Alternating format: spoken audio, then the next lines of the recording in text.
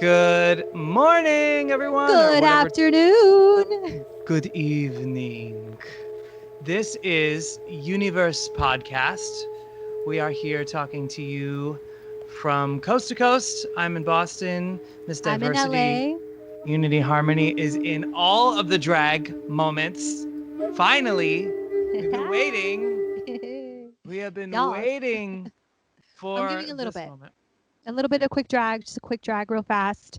But it is episode 5. We have made it to episode 5. Are we Five. excited?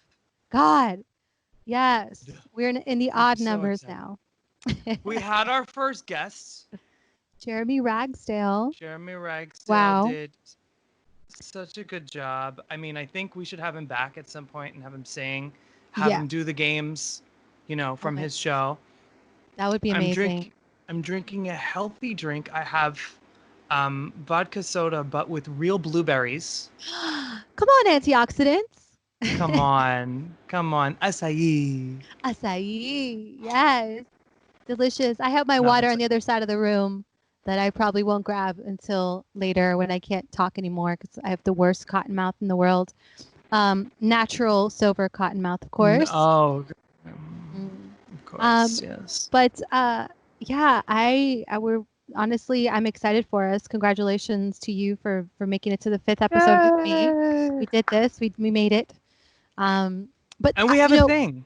we have a thing. We have a thing. It's going. It's happening. Thank you to those that have been with us, that are joining us, that are going to be with us for the remainder of the journey, and for those that are just watching this for the very first time, deciding to dive into the backlogs. Hi, how's it going? Universe. Talking to Hello. you from the past, from the future, in the future, from the past. What's the order there? There's an order. Whatever. Time is not linear. Yes. What the limit doesn't exist, right? Time. The limit does not exist. I was You look saying extra earlier, sexy today. I don't feel it, but thank you. It's been a crazy couple of weeks. That's why I'm wearing my nerd glasses, so I don't I don't know. I just feel like You it look takes gorgeous. away from that. You Yeah. look amazing. Thank you. You've got the diversity moment going with the jewels on the head. You've got Yes. the full beat, and what I love about that in you is that both are you. One is not more you than the other. It's like, okay, am I wearing sweatpants or am I wearing slacks today? Both of them are me, Amen. Amen. Both are completely valid. The clothes is only just an accessory of the personality. So, yeah, today I figured I felt it. I had a big conversation with my mother. So today's topic we're going to be talking is health. Just all of it. Just all the health. Mental health, Physical health, spiritual health, emotional health. I mean, all of it, right? So I was having a big conversation with my mother because I'm having a big breakdown, right? I'm just like, Mom, the What's world going is on? ending. No, the world is ending, and the world as we know it is ending. The beginning is here, and I'm okay with that. I love that so much. But as artists, we're like scrambling to figure out how to reach our audience and get comfortable with performing to a camera versus an audience, right? And for us that are more performers and not necessarily, just studio musicians or just let's sit down and hear me sing versus experience this, right? It's like the drag queens or the dancers or things like how does one experience something when it's just you and a camera? You don't have your crew there to give you the lighting and to give you all the camera angles and then give you a live edit right there and then. What happens to a performance when you're sitting there as an audience member and you're just taking it all in and you're watching it all happen and you're catching the nuances, and then you go watch the guitarist and then you go watch the guy next to you and then you look over there and the lights and then the music and then there's always something going on, right? But here it's just this one plane. It's very 2D. It's this, yeah. Right. And it's like it can get to you a little bit. And I love the camera. I love editing. I love creating these like worlds, and I love videos and I love telling stories that way.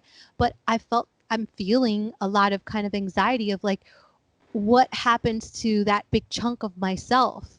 when that doesn't get expressed in the most The thing nature. that relies on Yeah, the other on stuff. on Yeah. the connection with the other humans. I love pushing the whole wave of energy and bringing it to a climate, almost like the wizard in Fantasia.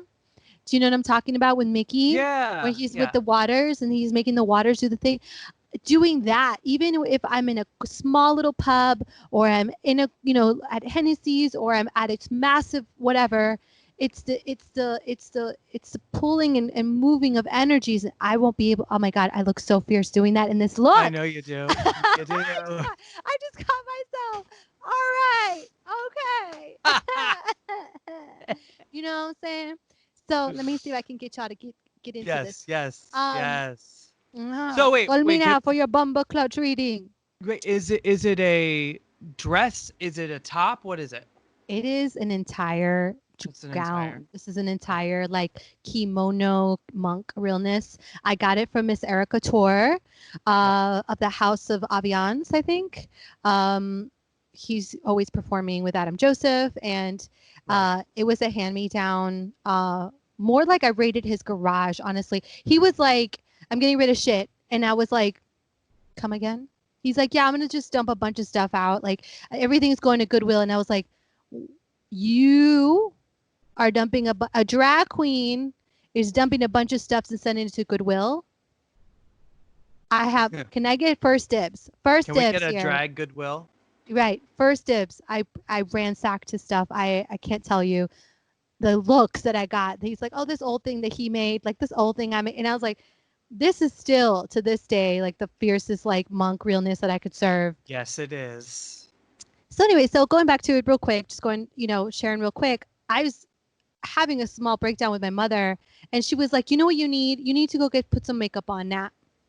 You need Mm. to get in front. You need to go sing. You need to get in front of makeup, get some makeup on, put some heels on. Just do a little this," because she's like, "Because it seems like this normal life is starting to get to." That's my mother's advice. So I did, and here we are. And here we are, just relaxing in our beat and our gown and our or Yes. before, right? But we want, I mean, the truth is, look, we'll talk about it. Jeremy Ragsdale, our first guest, showed up on our show looking like $1 million. he was Skyping in from Good Morning America. And Yes, I'm just God. like, oh yeah, okay, I'm here in my room, I was in the in living my room with a bookcase behind me. It's like I woke up like this. in my home studio, right? So I was like, all right, it's good because this podcast that we're doing, which, how many times have I said we kind of fell into this, right? But this has sort of forced me to look at upgrades and to say, okay, how am I going to budget, and what am I going to do, and what do I want to do with these things that I want to purchase? How am I going to use them, let alone what do I want or what do I need, That's part So, of it, yeah. yeah. So it's exciting to think about the upgrades, especially as we go through this, because what we've talked about from the beginning is like, I like the journey of seeing that how we started on little webcams and then, going forward and forth, and I think we're a lot more regimented in the way that we do the show. So I think we're on a good path, I agree. We're on our way. And that's the other thing too, going back to it, it's like we have all the setups for a different existence, and now we have to do the setup for this to be more visible. And it's a different experience. So it's like scrambling to that. I remember when, like in March, when everyone was like, "Oh shit, we got to go start streaming now." I went to Best Buy just to get, I think, an HDMI cord, and it was all Mhm. sold out. And then I went back to try to get like a little crappy webcam because I was trying to figure out how to do my sound bath Yeah. thing, and all the webcams were sold out. Like everyone was scrambling to like not lose their audience and just like continue to be visible and just continue some sort of momentum during this time. And so, yeah, I had to learn OBS. Like Jeremy was even saying on this podcast, he had to learn a bunch of stuff. He's like, I had to take classes and learn what a bit rate was and things like that I had no idea before. I still don't know what a bit rate is. Yeah, it's But it's you a can lot. catch it, I think. I You think it's can catch. airborne. That's why we gotta wear our masks, everyone. You could catch the Speaking of bit rate. health. Oh man. But yeah, So yeah. Oh my goodness. So speaking of health, um, how are you?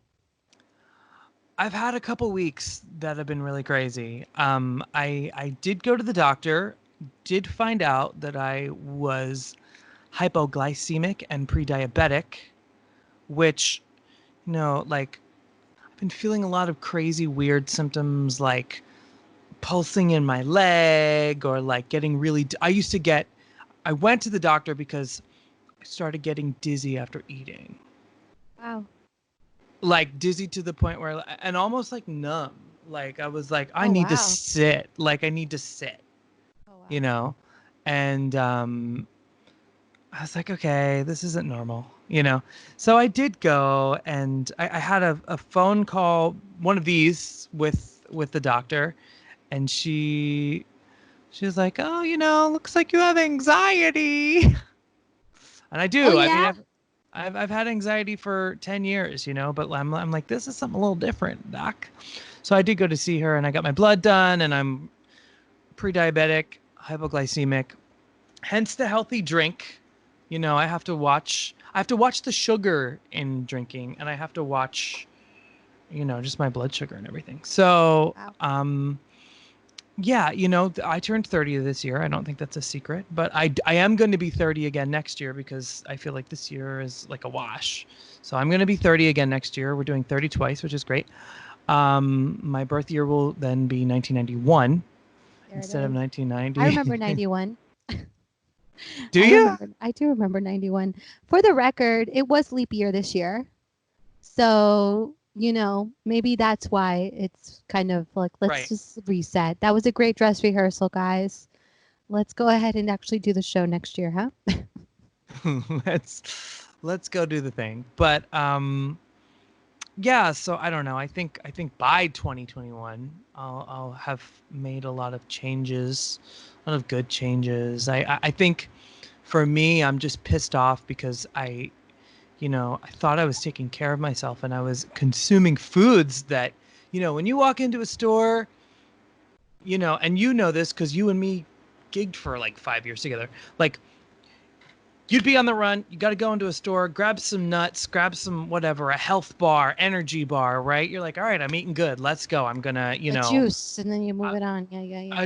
right. Well, then you find out because I've never really measured macros or anything like that, you find out there's Macros? 26 macros. Yeah, like the grams of each thing in some food. So you'll find out there's 26 grams of sugar in your green juice that you bought from the store. You'll find out that Cliff Bar, and we love everybody, we love all brands and everything like that, but that Cliff Bar is 50 grams of sugar. That's more than you need in a day.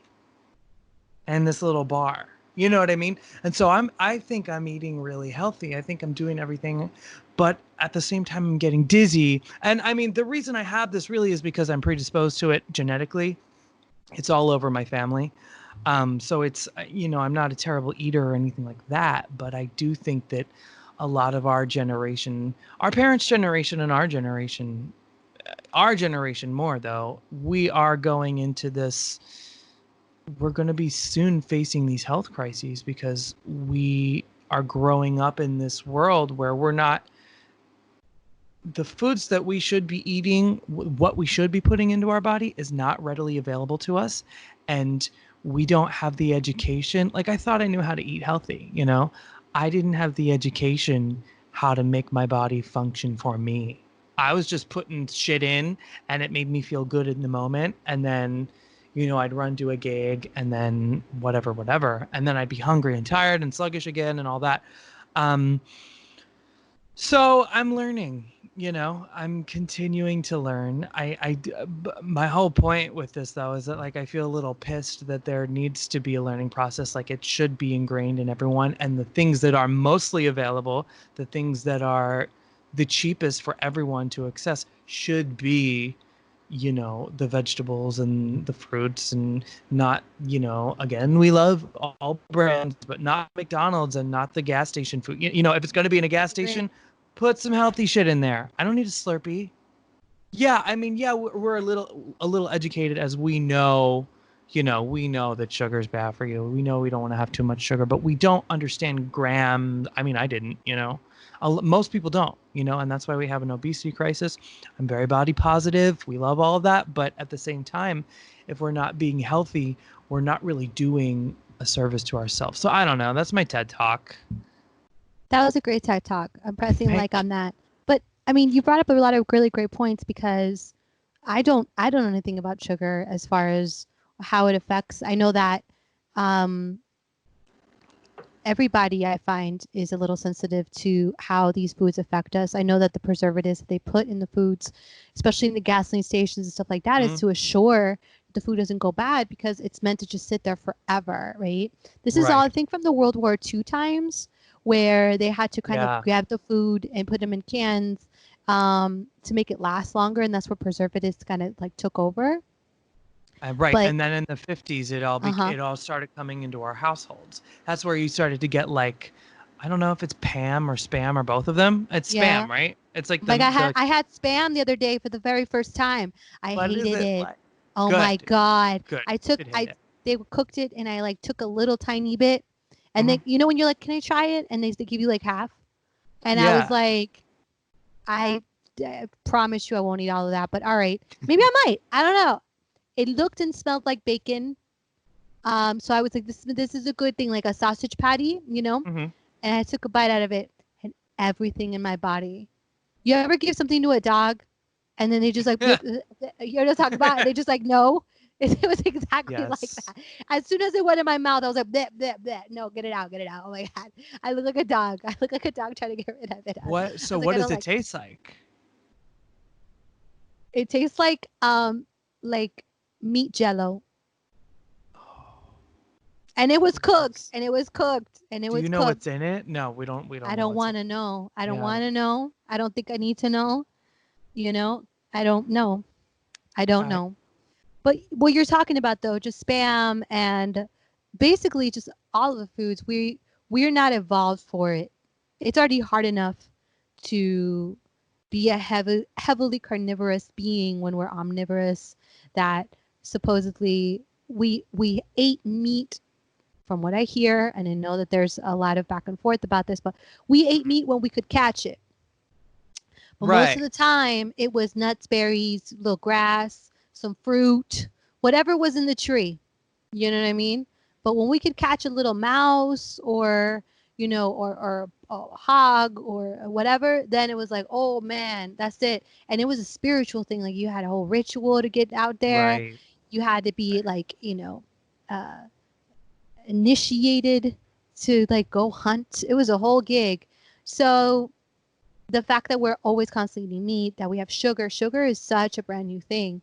We got sugar. If your ass can go and get some from that honey, if you can go in there in the buzz in the bee thing hive and grab all that honey, you get the honey. But listen, you just got your sugars from the fruits and whatever the tree Right. gave you. You know what I'm saying? So Right. yeah, I can keep going, but I'm No. glad. I'm sorry. I'm sorry to hear a pre-diabetic and that from here on out you have to be very sensitive to that, you know what I mean, and be aware of it. I know that you have taken a lot of initiative in your health in the past like 2 years now. um, cue video I. of you in our first Beantown video. Oh, girl, I will post that to our Instagram. There's a Don't wake video me of up me. when it's Listen, and you know what's funny? I recorded that when I was sick too, but the riff was still there. When I'm wiser and I'm older. Whatever. yeah, you did, you did that, The riff was good. The riff was you there. did That's all I you wanted. did that you But did that. I was chunk magunks, and I hate, like, I didn't feel good, and you know, I had recently gotten into the same relationship that I'm now in for 7 years, but you know, I was at that point in that relationship where we were like, all right, we don't need to go out anymore, like, let's cook, let's bake, you know. So That's enough. yeah.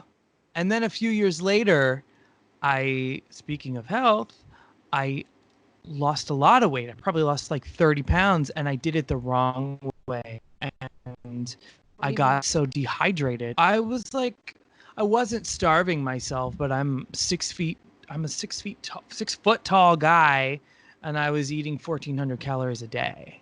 Ah, Raw. Yeah. So ah, I lost 30 pounds in like 2 days. less than 2 days, right? Like a weekend.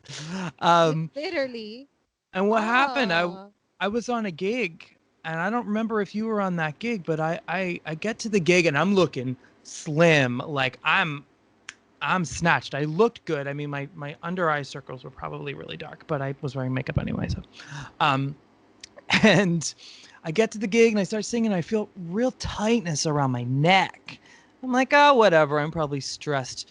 I go to the bathroom during the break, and one side of my cheek is like if is it you the looked at, mumps? they did think it was that. It wasn't that. Um, if you looked at me just from this one side, I looked 50 pounds heavier from this side than I did on the other side of my face, and it hurt. And girl, I had to do the gig. Like I had to finish the gig. There was 2 hours left of the gig. I was not on that gig because I would have been like, And stop, no, no, I no, actually Anita. don't think you were on I don't think you were on that gig, but it I was was not on the painful. gig. I had no idea what was happening. I went to like urgent care and everything, and they said, we think it was my salivary gland. Then the next day, I wake up and the other one is that way too. And it was like that for a week, and I was dehydrated. I was incredibly dehydrated, and my fight or flight mode in my body was just reacting. So there's so many things that we don't know and we take for granted, and we think, oh, we want to be skinny and we want to eat healthy, but really we don't know how to get skinny if we want that, and we don't know how to eat.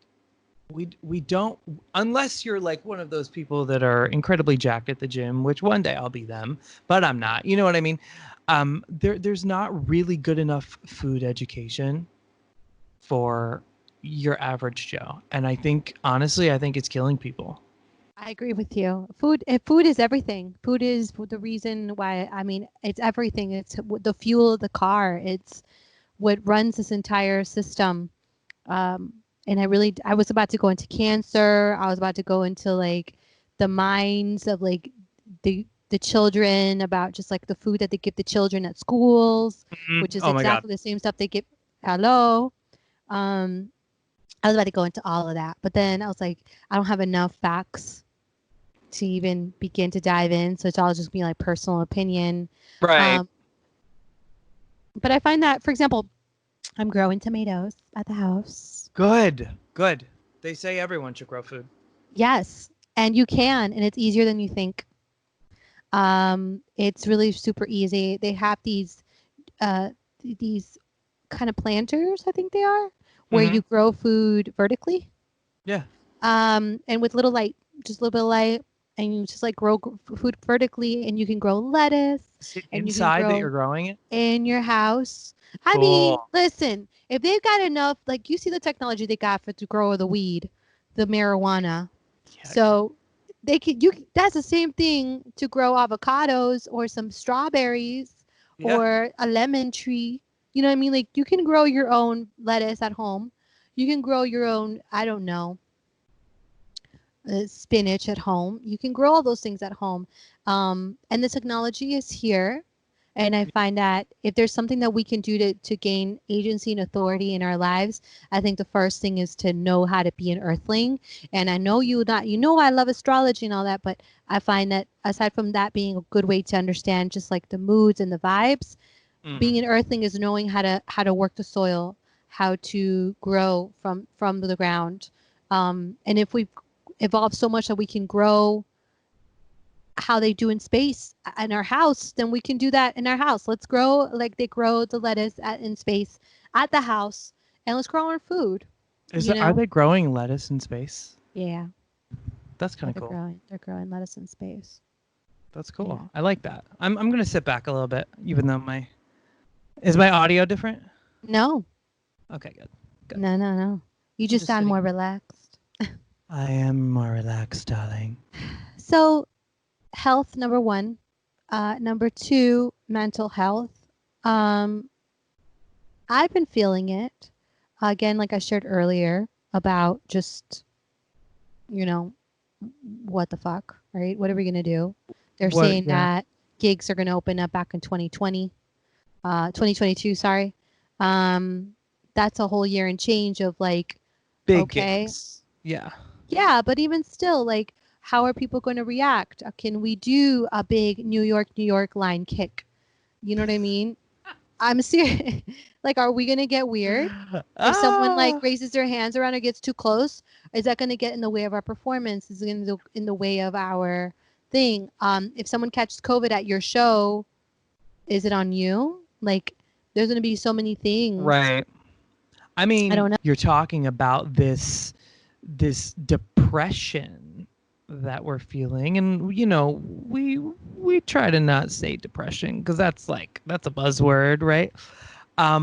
But it really is that. It's a version of that, at least, and we have the tools as a human race to stop it, yet we'd rather be comfortable for the summer.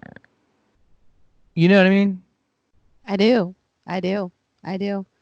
We're trying our hardest right now to hold on to normal, and I don't know if we'll ever go back to normal. I don't know if normal was working, but I think that I'm not one, because I'm a fixed sign, because I'm a Scorpio.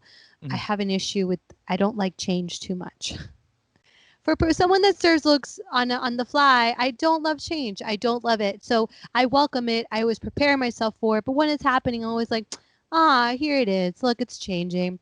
How do I say goodbye? It's like very like that. It's like, I mourn it and I feel it. And that's kind of how I am right now. You're Scorpio rising. So it's that feeling of like, there, as we go into the forward, there's going to be something about the back that we won't have anymore, and it's kind of sad. So feeling that, but then going for jogs, reaching out to my friends, sharing, not being like, yeah, no, everything's fine, everything's okay, yeah, no, I'm all right, yeah, no, I'm good, I'm totally good, yeah, oh yeah, oh you're feeling stuff, oh my god, that totally sucks.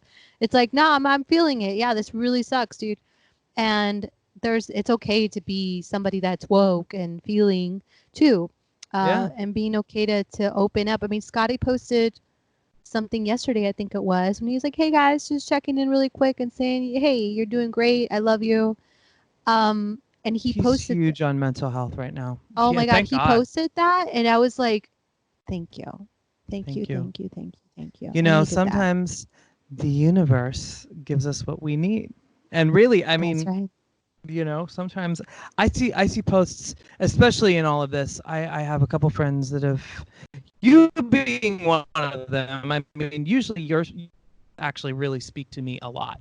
They always have, but I have a couple friends that will just post things like, you are needed today, if you need to hear this, something like that, and it's not that verbatim. But there was one a couple weeks ago, and I messaged the person, and I was like, I know this was just like a meme image that you reposted, like you saw it, you hit share, but thank you for posting it. It is exactly what I needed to see. It is, I maybe it spoke to you in a second. You didn't think about reposting it, but it really spoke to me. Yeah. And it is exactly what I need to see. And I think that that's really one of the ways we can use social media to really start to make a difference. Like I always say, especially like to Scotty and my mom, I say to my mom, I'm like, when I like downloaded Facebook, I wasn't even in college. I used my friend's college email because he didn't care about it. And I used to go on there and talk about like drinking in the woods with my friends and, you know, like how annoying my mom was or something, right? Now Facebook is different, and all of these, you know, especially Instagram, Twitter too. The three main ones are really about communicating now, and they're used by businesses especially. Yeah. So, and now we're all adults, you know. I was 14, 15, I'm 30 now. So how can I use this platform, although it's certainly not perfect? How can I use this platform to communicate with people in a much different way, especially in the fact that it is my own PR machine? And I know I'm getting way off topic, but like, you know what I mean? It's just the connection thing that is Yeah, well, very that's how we're interesting. connected with one another. That's how we are checking in with one another. That's how, you know, we're interfacing with the world through social media now. Um, it's very few and far between that, you know, someone will just literally just call you. I know in my circle of friends, just calling them during COVID, just to be like, hey, well, before that, actually, just calling them, I could sense that they were like waiting for me to be like, hey, so listen, so the reason I was calling was because, and I Right. needed something. I was just like, so yeah, so what are you doing? Oh, yeah, that's cool. And then All right. you get the, so what's up? Yeah. And you're like, yeah, yeah, just saying hey. And I'm it's just kind of here to like, talk. oh, okay. Oh, okay. Well, blah, blah, blah, blah, blah, you know, and that's it. And so, and now, or possibly, I don't know, but I'm just saying that we have so many tools in our belt to be able to connect with people and it just really takes vulnerability from our own selves to be okay with being open to saying, hey, like, I'm going through things, and I'm not seeing right now, and I need someone to hear me. I know there's tools. I know that there's ways. I tried the journal. I tried the yoga. I went for the walks. I did the tea. I did the baths. I'm still here, but I'm still here. Like, help, you know? And that's where you get your lifeline. You call your friends and you connect. Because I feel like everyone's pretty educated on many ways of connecting, you know? Um, Everyone knows something. Everyone knows ways. No, everyone knows how to give advice to somebody else on what to do. But sometimes it gets a little too dark, you know, and you need someone with a floodlight or a little headlight to come in and be like, Carol Ann, walk into the light, Carol Ann. I watched What? Poltergeist yesterday. Oh, is that what that is? Walk, Yeah. walk into the Carol light, Carol Ann. Ann. I was like, what show is that? I've heard it. I just don't know. They're Poltergeist. here. Yeah. They're here. So listen, I wanted to ask you, speaking of this, you know, we kind of went on a tangent, which we always do, which is wonderful. That's Um, you were going through something and then you randomly sat and watched a documentary right. and Oh my you God. That's saw right. something or you heard Yes. something. Yes. Oh my God. Okay, I'm gonna tell a story. Tell the story because So it's not my story to tell. Walter Mercado, guys. Walter Mercado. All right. Inspired the look, by the way. Yes, I feel like myself now. I feel like it's okay. Yes. So now you know every time I give, like, you know, monk spiritual realness, I'm only serving Walter Walter. Mercado. So here's a little backstory. Firstly, back in Miami, at my house with my grandmother, rest in peace, abuela. It used to be me, my sister, my mom, and my stepdad. And we'd all be hanging out and we'd be watching Primer Impacto. Now, Primer Impacto is first impact, right? And in Univision and Telemundo, they have Primer Impacto, and that's like CNN meets Fox.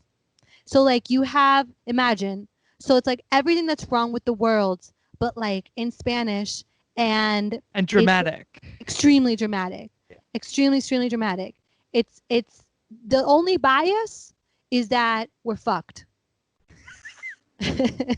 That's it, right? So I'm sitting with my Game Boy minding my business because I'm a Scorpio and I'm over it. I'm going through puberty. I hate the world, right?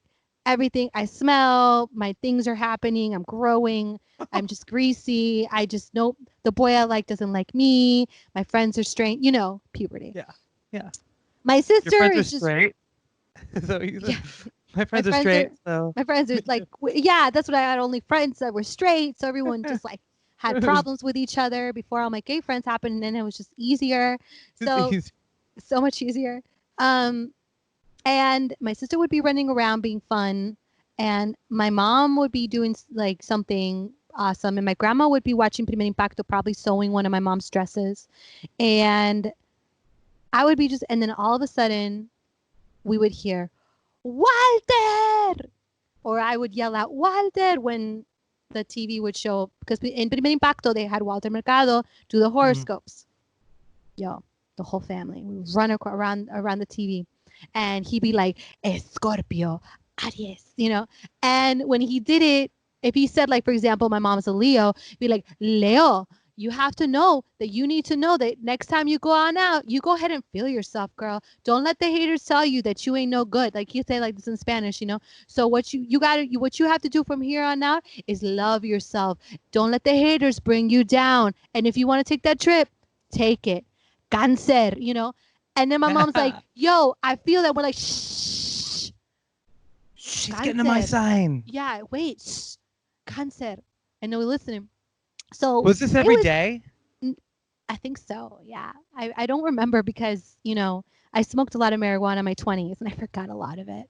Mm. I think I started eating into the RAM of like my early childhood. And I just lost all that.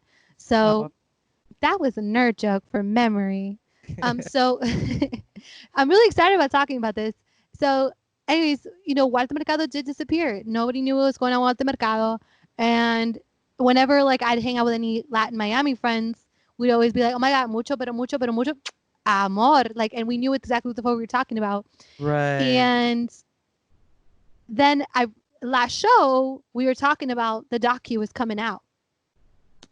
And I was so excited. Remember, we were talking about that before we brought Jeremy in. I was super stoked about watching this this documentary because I'm like, oh my God, I love Walter. Like Walter, me talking about Scorpio or Cancer or what Aries or whatever, it wasn't Aries. It wasn't because, or Pisces.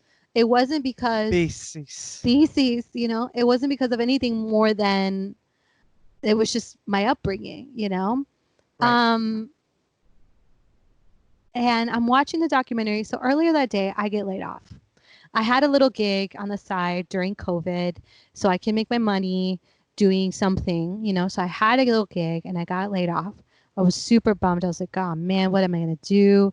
So I'm like, you know what I'm going to do? I know exactly what I'm going to do. I'm going to make some food. And I'm going to sit down and I'm going to watch the documentary. And I'm going to relive my childhood. And I'm going to feel really good. That's all I'm going to do. So I'm sitting there watching the documentary, enjoying, just living all my best life. And then he starts singing Piel Canela. And I was like, oh my God, I remember last fall, 2019, I got called in over here in LA to do a really quick gig. It was like an hour long, if that. More of the time, we were just talking. I was just going in and doing the sound alike, being like, hey, can you come in, sing this real quick? We'll pay you good money. And that's it. I was like, yes, absolutely. I went in, I sang it. It was super cute. I was like, I remember that. That was a really fun gig. And I'm listening to him singing. I'm like, man, actually, I should probably like do a little Manic Monday for that song. And then the song kind of like went from him and his family singing it to like this like tropical music. And I was like, wow, that kind of sounds like the track I did. And all of a sudden my voice starts coming out and I was like,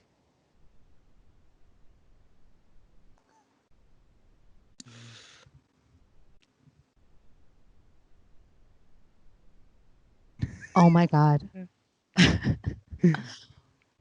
Oh my God, I'm in this documentary. Oh my God. That's me. Oh my God. Click, turns off look, I'm a mess right now. Just remember, turns off the thing. And I'm just sitting there in silence because completely stunned. I'm like, that's me. So I'm like, should I post it? Should I yell? What should I do? So I post it.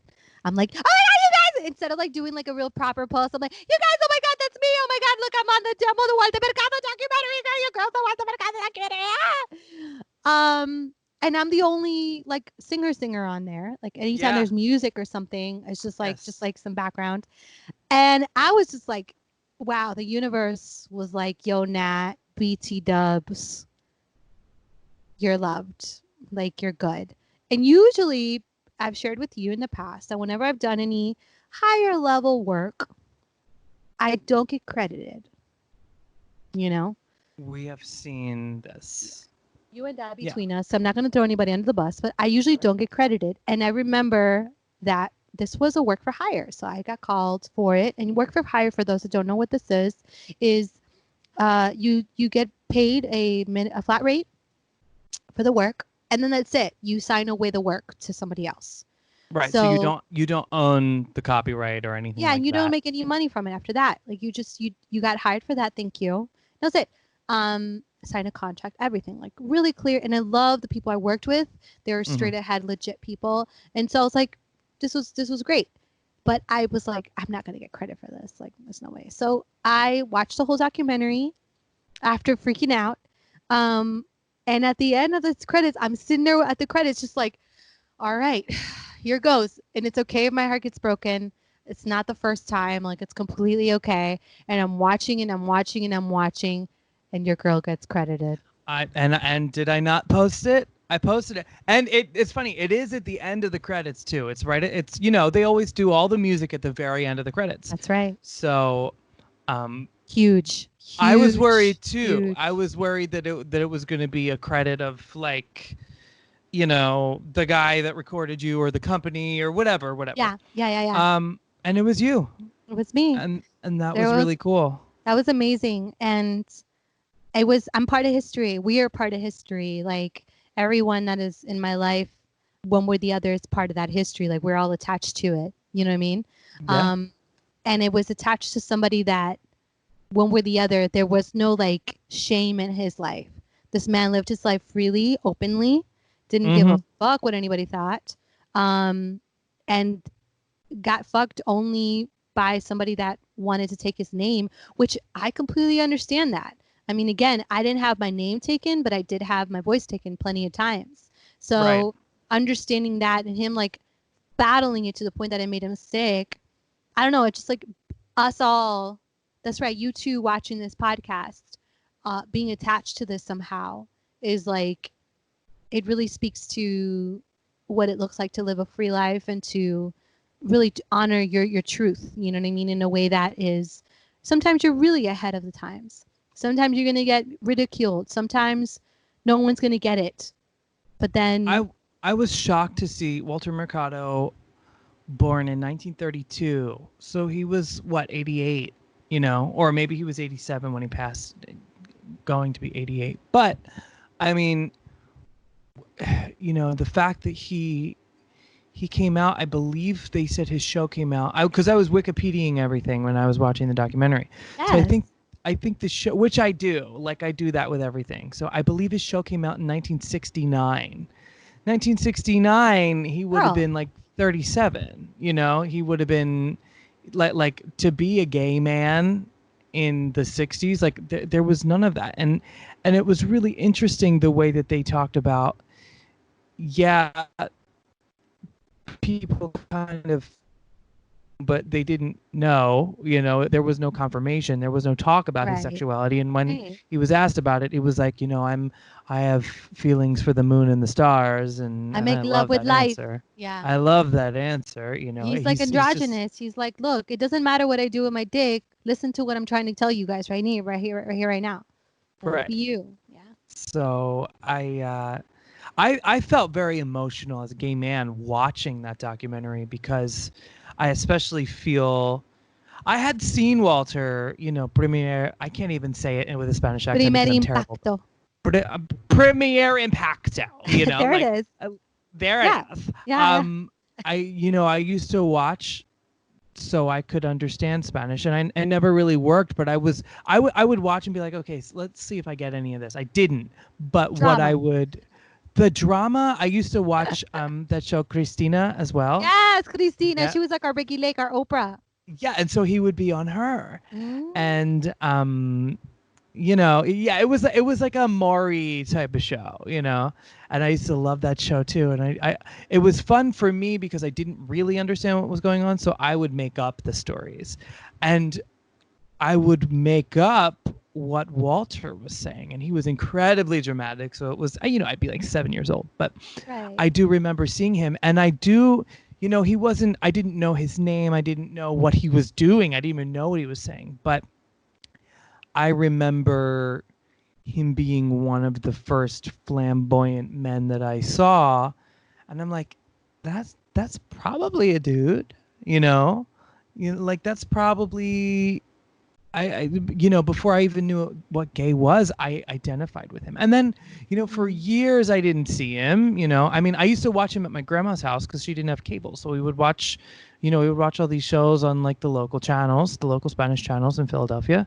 And it was completely entertaining for hours upon hours. I would just make up what's going on in my head. And when I remember seeing a couple memes of him like within the last couple of years. And I'm like, I Mm. know that person. Who is that person? Who is that person with the lips and the hair and No, that hair. the hair? Uh, Even him as an old man though, I felt incredibly emotional because gay men don't have a lot of older men to look up to. Historically, they wow, they wow, don't wow, exist. wow, You Ken. know, Wow. Say it again for the people in the back. gay men don't have an older generation to look up to. Even my parents' generation, because of AIDS, Right. most of them are taken out. You Yeah. know, Yeah. and so for old men, Yeah. especially, I've been watching a lot of documentaries on queer culture. I watched the Tom of Finland one. Um, Someone Walter Mercado's age, born in the 30s, It's a even when he relic. even when he was 20, when he would have been completely sexually, an adult or whatever, he couldn't legally express his sexuality. So No. the fact that he was being himself from the very beginning, they said even before he was on TV, he was a dancer, he was doing his Right. thing. He was, I mean, they showed the pictures from the 50s He was of in him. drag. He was in He was full in drag. drag. Full drag. I was looking at those pictures Full being like, drag. I did that look. When you look at it, you're like, I've done that look. I know Did that that one. look. You Yeah. know? So it was really sweet for me. I got emotional towards the end. And I did get emotional when your song came on because it was just like, Right? oh, like it was it Right? was just it was And just then he's like, singing with his family and he's about to yeah. walk into the place where he's getting honored. Not everybody gets honored later on in their life. Yeah. Especially a gay astrologer. I'm sorry. Like that just he's the first ever to do that. And to be part of that transitional moment indirectly. And here's the tea. I think I recorded it. He died in November 2019, I think. Hmm. I think I recorded it around that time because I recorded it. No, I swear to God, I think I recorded it in like fall of 2019. So I got called. They had probably already filmed it, and Yeah. they were already editing or something, and then he passed, and I got called to do the gig. I'm sorry, Ken, but there's a lot of singers out here in LA. Um, and I'm not one to be posting all the videos of me being like, look how great I sing. I'm not the one, but I got the call. You got the Secondly, here's another really fun little trivia for you. In the documentary, I saw some Miami folk, which is interesting because last time you and I were talking about queer, and you're like, I know some of those people. I was like, here's one Yeah, of cool. Queer Eye, Pennsylvania, Philly. I'm watching, Miami, and I'm like, I knew some of those, and some of them were my dad's old friends. My dad was really heavy in telecommunications. And believe it or not, I reached out to one of them because she had an Instagram and I was like, I saw you in the Walter Mercado documentary. Oh my God. She's like, I didn't even know I was in it. I was like, yeah. She's like, well, that's interesting that you're in the movie. And I was like, I am. She's like, well, that's fun because the 1-900 that Walter had, that was actually on your father's company. Your father's company was the one that hosted that. And I was like, Wow. are you Very cool. serious right now? Like, That's so cool. wow. Come on, telecommunications. Come on, like 8 degrees of separation. Come on. Walter's always been in my life. And now he's in everybody's life. That's what I say. This is our win. We're Yeah. all part of this history. I Yeah. mean, but the way, I mean, your perspective is just, I would have never began to even conceive it.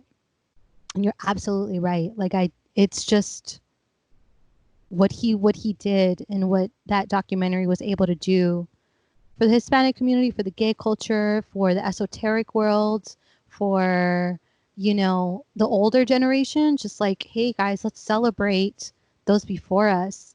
You know, they said COVID was like a retirement home plague.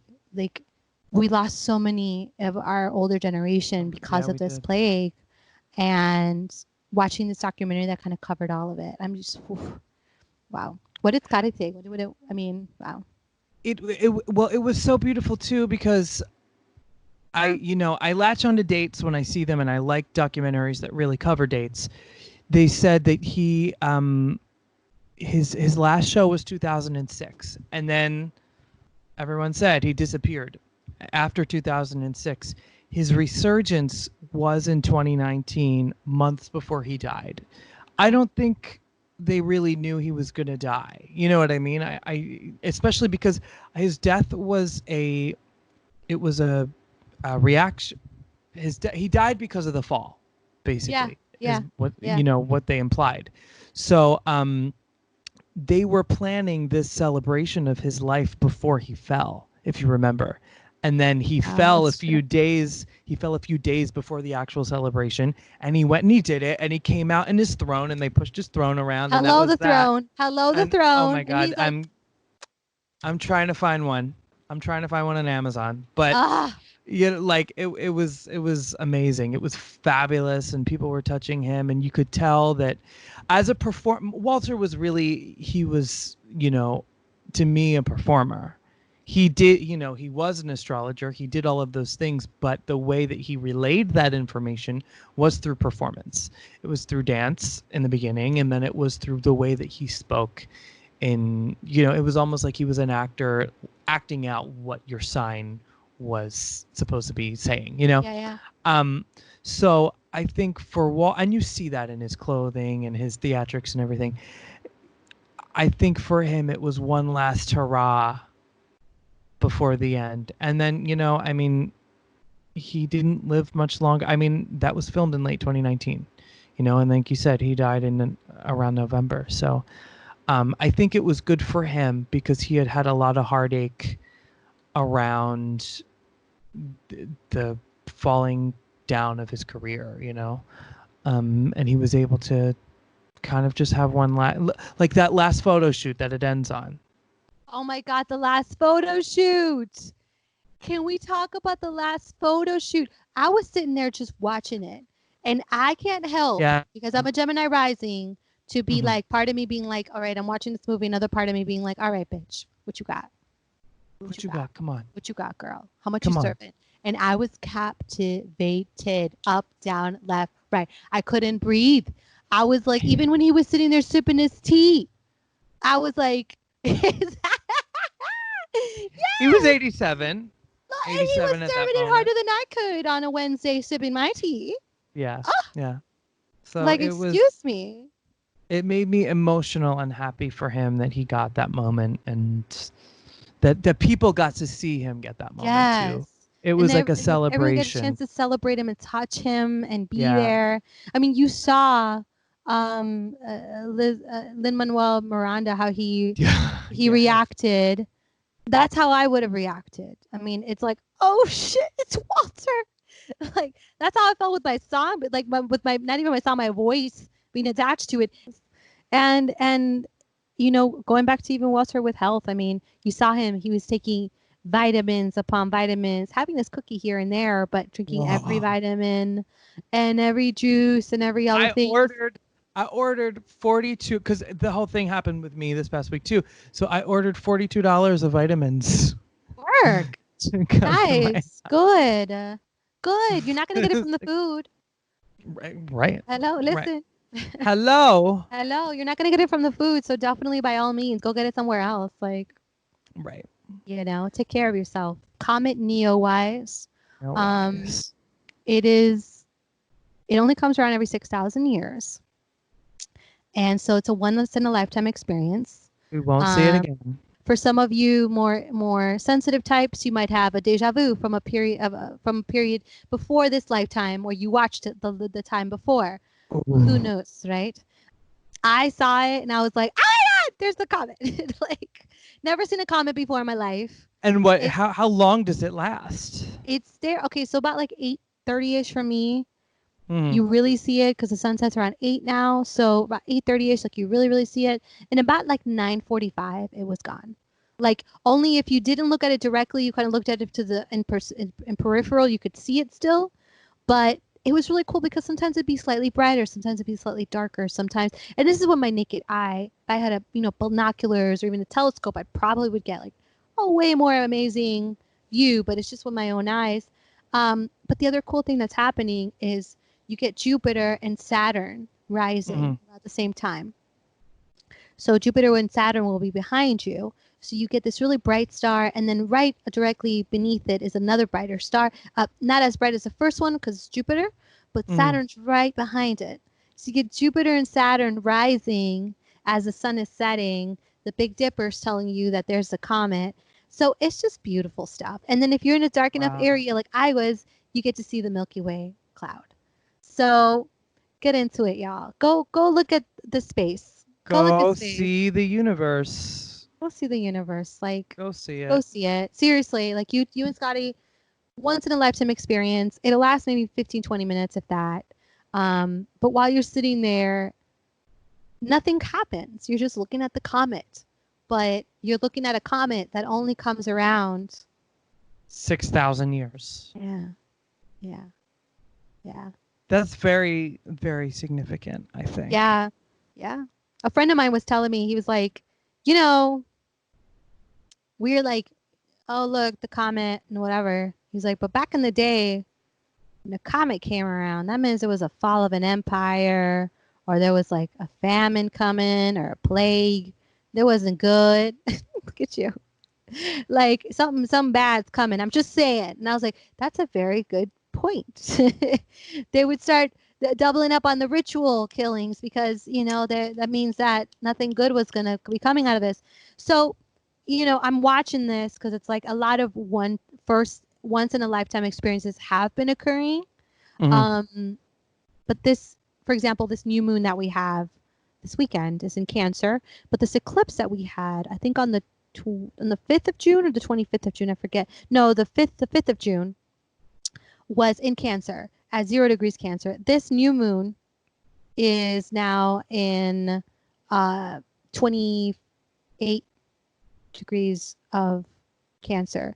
So it's something that begins in the beginning of a sign and a new moon and a new moon at the end of the sign. We don't usually have 2 new moons in 1 year in the same sign. You actually have just a full moon and a new moon, but you don't have 2 new moons in the same sign. So this is very extraordinary. Yeah. And then we had 3 eclipses. So it's like really just interesting, kind of like a lot of really big cosmic things are happening, and it's just stuff to get outside and look at it. Don't just listen to what the computer's saying, what I'm saying. Get outside and just look at it with your own eyes and be like, wow, there it is, huh? I wanted to pivot a little bit because you and I were talking about the Free Britney movement, and you were kind of mystified by it. I know a lot of us in the gay community who are Britney fans, diehard Britney fans, not even diehards. I don't know if I'm a diehard, but I'm a long fan time Britney long fan. time. Hit me baby for 20 years. Yes. We've noticed ever since her mental break, we've noticed a bird that feels caged, if you will. And so there's a lot going on with this. How did you come to find the Free Britney movement? Saint Hoax. Yes. On Instagram, it showed up, and I was like, "Oh, interesting." I hope I don't lose any followers with what I'm about to say, but I didn't follow Britney before. I know. El escándalo canceled. Canceled. That actually looks really cute. Thank you. I'm gonna keep it. Yeah, her name's Brittany, and she's happy to be here. Um, but like I didn't follow her because, like I shared with you later, when we got into the conversation, I was like, I don't know what happened, but whoever this Britney is, I don't know her. Something changed. It creeped Very me out. It muted. was very, yeah, it was very like when Adele came out, and I was like, who is that person? Because it's been only like 3 months and Adele's a completely different person. Like, this is really weird, you know? So it's like, who are these new people that keep popping up? Right. That's my own personal opinion. I'm not body shaming. I'm very happy with the work that she's done. I'm happy that Britney got some work done that changed her appearance. But for me, it was slightly off putting because I was like, I started realizing that her voice sounded differently in recordings. We got into talking about that, um, which triggered a lot. Yes, asymmetric look, an asymmetrical look.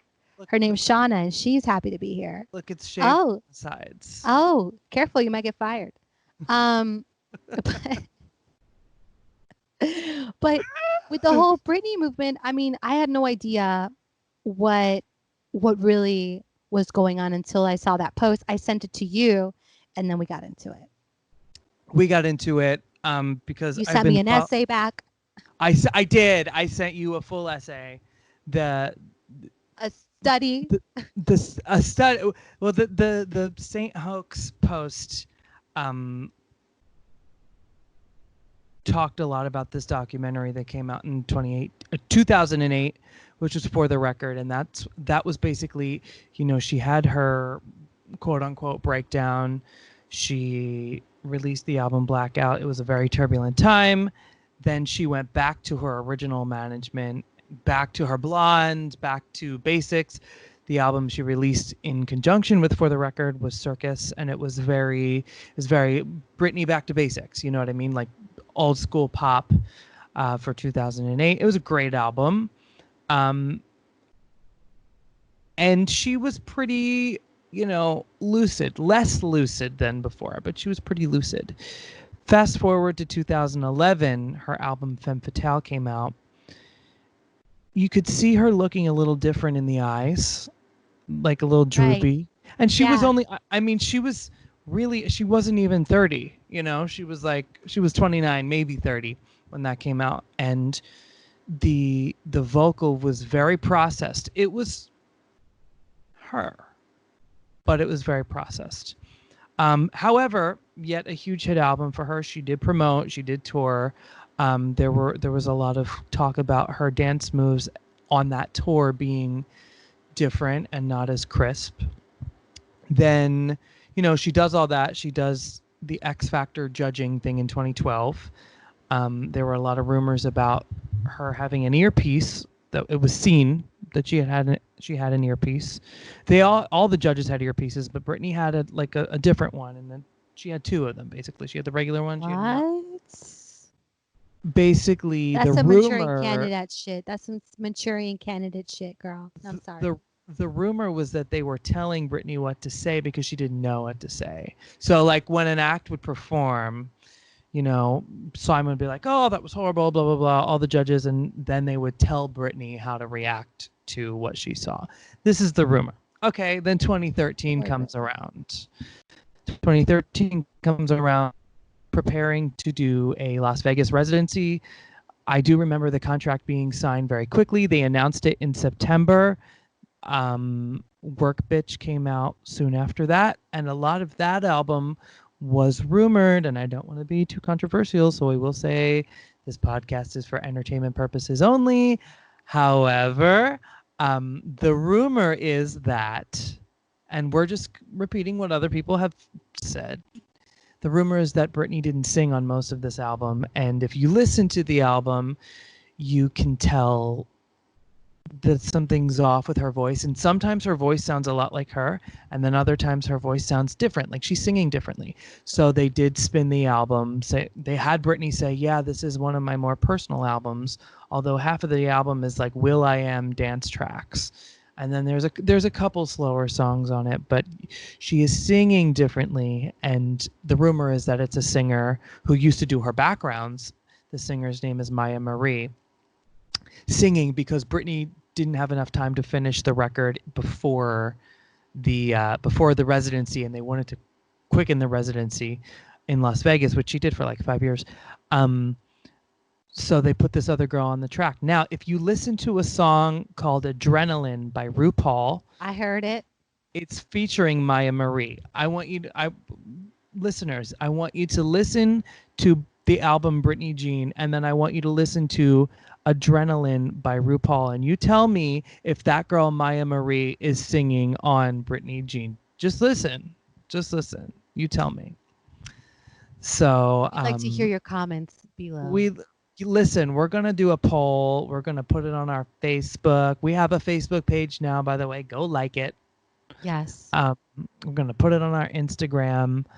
Tell me who you think is singing on those songs. Just, for entertainment purposes only.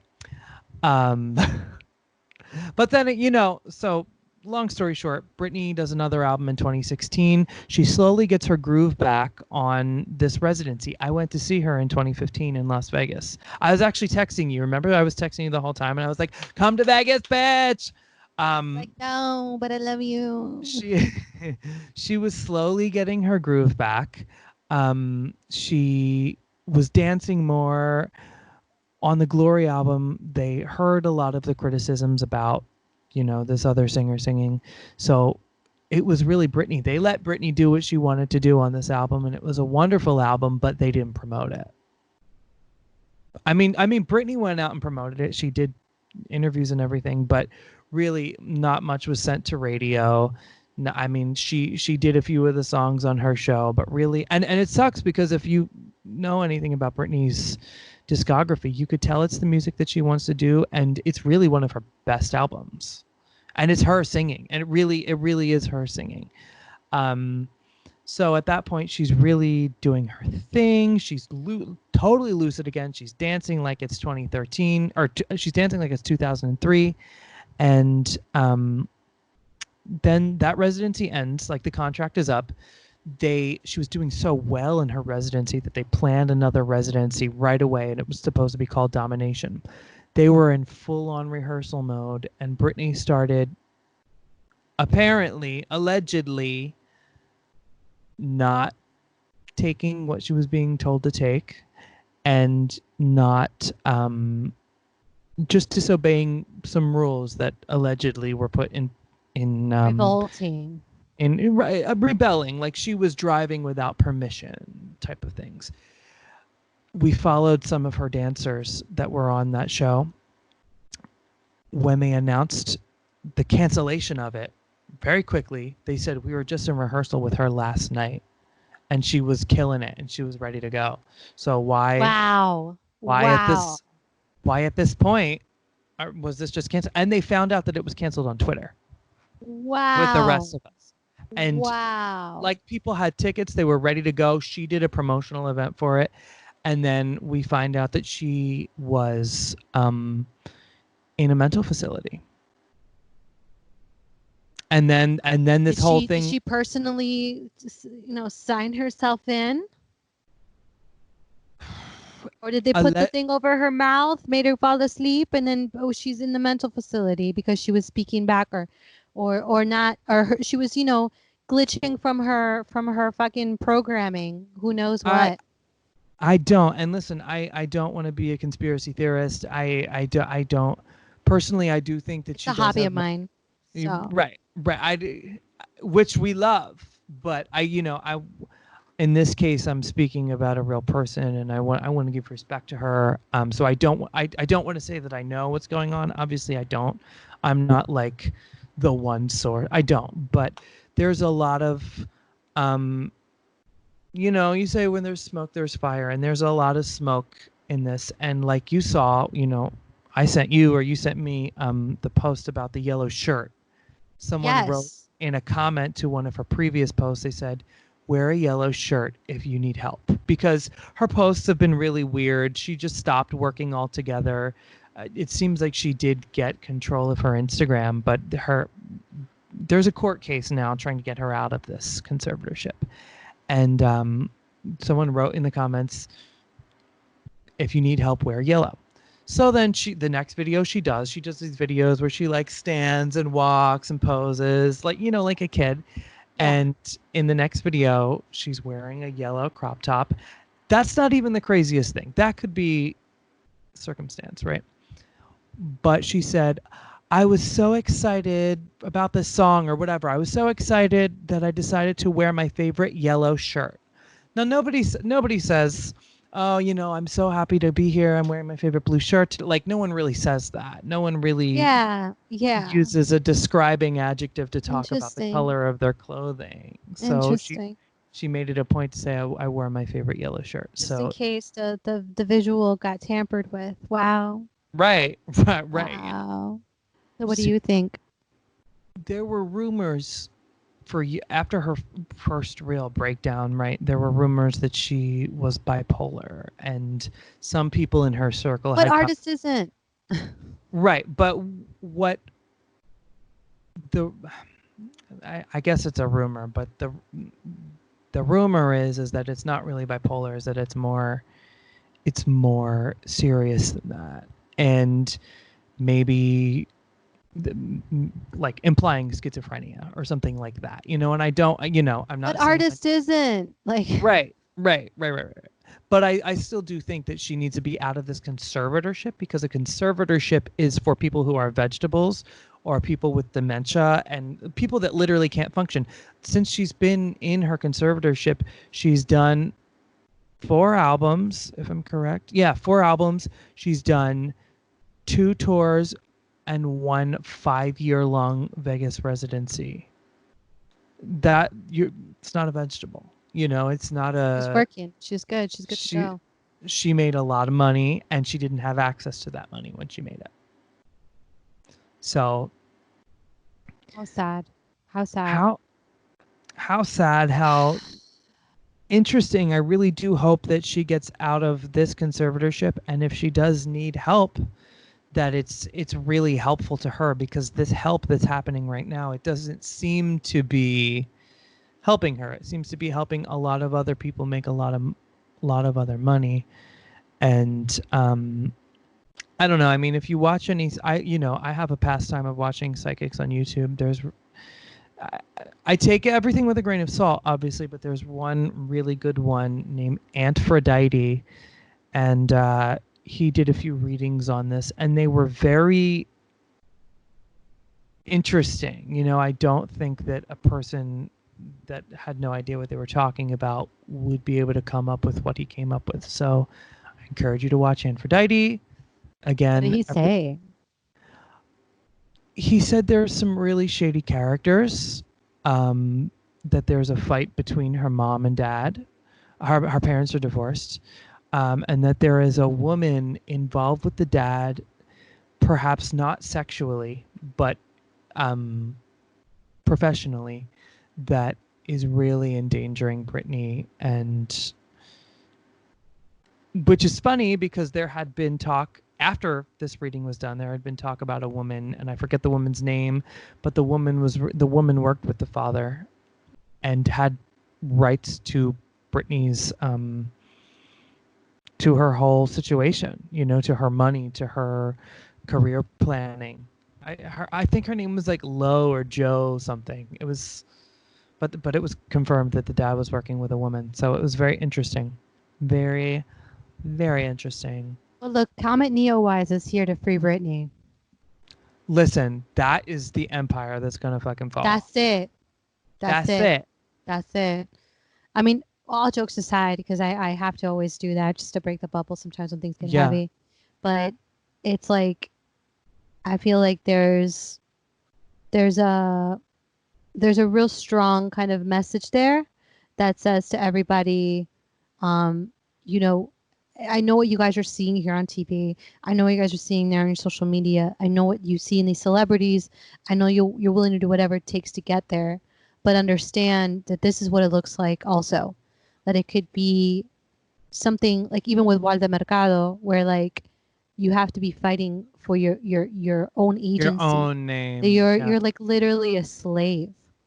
That you I even said this when you and I were talking about this originally, and I'll say it here with everybody listening.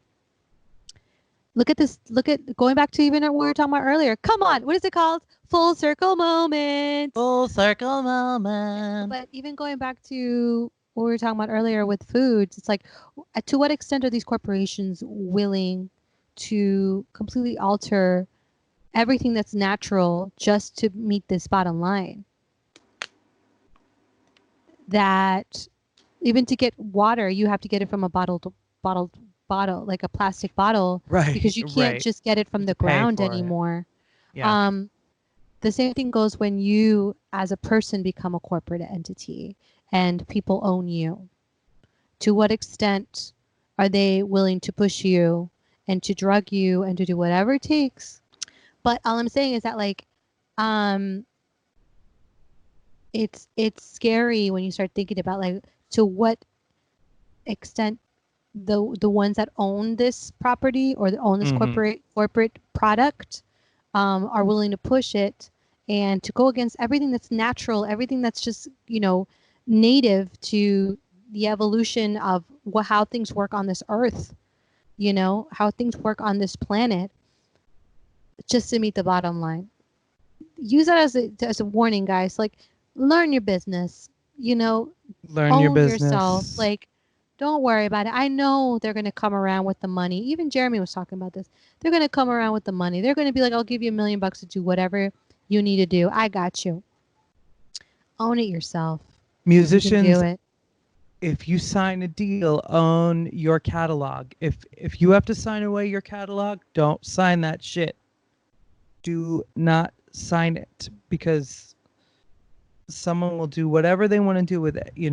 There's so many instances of, say, JoJo or even Taylor Swift, when her original record label was sold to someone she felt was, didn't have her best interest.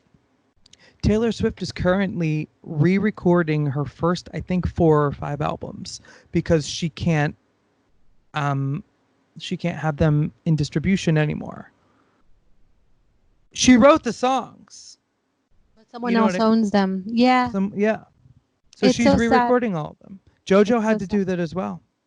And that's time and that's life that you won't get back. So this industry is tough. It's really tough. I really hope Britney gets a chance. I do too, and I think I hope she gets a chance, but I hope that she gets to speak out about what has happened to her in a lucid way. Maybe she was ill before, or maybe this situation has made her ill and now she's ill, and she doesn't know what's happening to her. That's very possible. So, Yeah. Speaking of talking about the bottom line and everything, I was wondering your thoughts, because I keep hearing on the radio, and I'll talk about it, the DJ producer Kygo did a remix of the gay anthem. Not even gay, but it's certainly a gay anthem. What's Love Got to Do with It? He released it, and he did a version of Whitney's Higher Love, which was a big hit last year. Whitney had recorded Higher Love back in 1990, but it was unreleased. So Kygo took that version and remixed it, and so good. I did a pretty cool thing with it. There obviously, when Whitney recorded it, was to a different instrumental. Kygo did What's Love Got to Do with It to the original record version, and I didn't love it. I felt like it was, actually there was a lot. If you take out the beat and the groove of the song, there was a lot, like the whole guitar, the brang, like right when it comes in, you must understand, like all of that was left in. Yeah. Yeah, I heard it. But then when the beat comes in, it's a very, in those songs from the 80s, 90s, there's a lot of hits that, the beat can't just be do, do, do, do, do, because there's like do, do, do, do, do, do, do, like there's not. Yes. Like there's a da da. You can't put a do do do beat to it. No, it used to be much more complicated, the music back in the day. Right. No, it was, and I think I felt like even whoa, but love got, those are hits. Yeah. And I think he took out the hits, and then he did the whole thing where it was almost like he had a formula for the other song that worked or the other songs that worked, and he was like, all right, I'm gonna take out the Whitney, I'm gonna put in some new chords that match the Tina Turner song, and I'm gonna take the stems and I'm gonna use some of it, but I'm not gonna do the hits with it. So it didn't make sense. I was actually my brother sent it to me like my brother and his girlfriend were like, "Oh, you're really gonna love this because they love EDM. They're younger." And I was like, "Yeah, I heard it." I'm gonna definitely I'm glad you brought it up because I'm gonna agree with you. I heard it as well. Yeah. I don't love it. It does lack the complexity of the original, and there is something about when you do a remix is like either you're gonna make it so much better than the original, Mm-hmm. or you're at least gonna pay such good homage to the original that you don't you don't miss it, you know. But Right, or you do I something found it totally different. too slow. It didn't hit, and I love Tina. I'll still jam to it at the club when I come on if I had a drink or two, definitely. Yeah, because Um, it's the song that you love, but it's not it's not it. the It's best not it. version. Yeah, So yeah, it's not it didn't make me get excited for it. So, yeah, no, no, I'm and it with did you. it didn't add anything. That's really what I feel like. Just because we're talking about meeting bottom lines and you know the whole use. I think what we've talked a lot about in this episode is use of something that's natural and making it less than natural just to sell it. You know, it's a theme that we've been talking about in this. Yes. Yes. And it's just interesting. It's interesting that they're doing that with music. If you're going to redo it, you want people to think like, oh shit, that's better. You really want people to think that that's better than the original. Right, right, If they exactly. That's what I don't, was saying. if they don't think that, you at least want them to think, wow, that's a new perspective. I never heard that song like that. I didn't think either of those things. And I think a lot of these remakes that are coming out, like, I'm not getting that. I'm just getting missing what I'm not hearing. You know? Right, right. Because you know the original, but I would love to get the perspective of somebody who's never heard the original and just heard this version, because that's the other part to it, right? It's Yeah. just kind of helping, like, how many times at least for me in the 90s, hearing hip hop music, not being exposed to the R&B or the actual Yeah. originals and the Mhm. samples, then Yeah. later because of GB having to learn the originals and being like, oh, that's where that came from. That's where this is the Tupac song. This is that Biggie Yeah. song. This was that, Dun-dun-dun, yeah, it's dun-dun-dun, just like, yeah. exactly. Like I didn't know where the originals came from. I just thought that was just the song itself. Yeah. So I find that this is probably like a different rendition of that. But as long as Yeah. it's keeping fragments, fractal pieces of the original still going, that's called evolution, I think. Yeah. So, the free radicals making their way into the new strand of this new genre of wherever we're headed.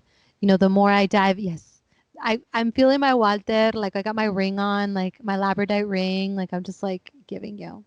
Ah, gorgeous, gorgeous, gorgeous, gorgeous. Scorpio, um, Pisces, Bicis. Pisces, or Aquario, which is Aquario. which is Scotty. Scotty's an Aquarius, right? Aquario. Yeah, girl. Oh yeah. Oh Oh yeah, yeah. oh yeah. Oh yeah. But yeah, where we still have an episode of due on deep fakes, and I've been I seeing just so many of them. listen. Let's not. This is a to be continued because I just read a white paper from Samsung about 6G, and I think Oh, maybe that's what triggered my depression. That's probably what triggered my depression. But again, how do I call my mom and be like, digital twins, mom, digital twins? What the fuck? My mother is, she's very old, and she's gonna be like, what? And then the more I have to talk about it, the more I'm gonna dive deeper into my abyss of what the fucks. I love you. I I'm love excited for you. today's podcast. I hope somebody out there learned something new. Please go see the Comet. Please go see the Comet NEOWISE. Back then Go they see didn't the. call it NEOWISE. I promise you, it was named something else. But this time around it's called NEOWISE, which somebody said, and I'll share, Mhm. Neo from the Matrix. And the time the when he finally took his red pill and was awoken, he became wise, Wise. which is kind of what we are Oh. all experiencing collectively. We're all waking up. Ooh. There you go. Well, I know that it's NEOWISE is actually an acronym for Yes. whatever it Near-field is. object Yeah, yeah, observational system entanglement, but right. that's not it. But I'm just, just in case someone want to say something funny. But yeah, that's like somebody like kind of Entanglement. yeah. So just check out our Facebook page. Also like us on Instagram. Subscribe to our channel. Give us a like and give us some comments and tell us you love us and we'll tell you we love you when you comment and like and do all the things and tap that bell for notifications because we want you to know when we're here. Okay? So Yes. every time we do an episode, you will find out. It'll come up on your phone. You'll be like, oh shit, guys, I gotta go home. Or listen, I'm not gonna go home. I'm gonna play you the Universe episode. So thank you guys for watching and loving Thank us you. and supporting us. And we're so happy to continue to be doing this. We love you. Bye. Bye.